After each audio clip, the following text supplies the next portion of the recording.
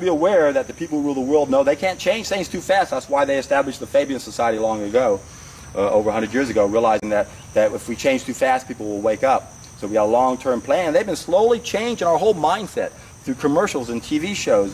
Very few people realize that their views about certain subjects have been totally contrived. People want you to think and believe a certain way. And again, if we don't understand, if we don't get organized and realize that there is somebody out there trying to take us down and keep us where we are, we won't understand the best way to defeat them. And I've said that before. They're a reflection of us. We have to do damage control, but the only way to get rid of them is to get rid of or change what we are in the bell. We don't go after the edges of the bell, as I mentioned before. We change the people. We have to change. We've got to become the best that we can be. So you don't use the poisons, the pesticides, the GMOs, the injections, and then the injunctions. And this is all how they're going to control us in the future. Again, the people who rule the world have been paying attention to us for a long time. They have access to something we don't have, accurate history. We have no idea what happened last century.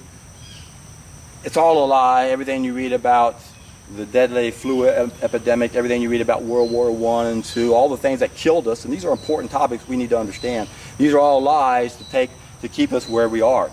And we got to challenge our belief system and realize that that's partly what's keeping us where we are. So it's interesting when you look at the Fabian Society. I mentioned George Orwell the other day. Aldous Huxley also. Both these two gentlemen were part of the Fabian Society, so the Brave New World in 1984 did not come out of the imaginations of these two men. They were part of the Fabian Society. They knew what was going on, and Huxley was an insider that stayed an insider. Orwell wanted to help warn everybody what's going on. They killed him the same year to set an example, saying, "We'll let you write that book. We're not afraid of what these idiots out there do, because they're never going to figure it out.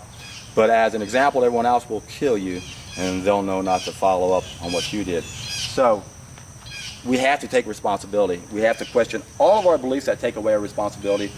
You can use my special teaching tool and look at the structure and realize, my God, we're putting the cart before the horse. We don't want to do that. The content's too confusing. There's more confusion on this subject than there is on anything else. I even did a video, Are You Confused? Look down below in the description box if you want to watch that. So what do? You do what Aristotle would say. Believe only your own experience. There's no fact like a fact learned from your own life. But first, you don't want to put new wine in an old container. You got to clean out your system, prepare it so you can then understand what is the ideal diet. And that will take you to the first of my three-step process. And I've coached too many people. I've done it myself too many times.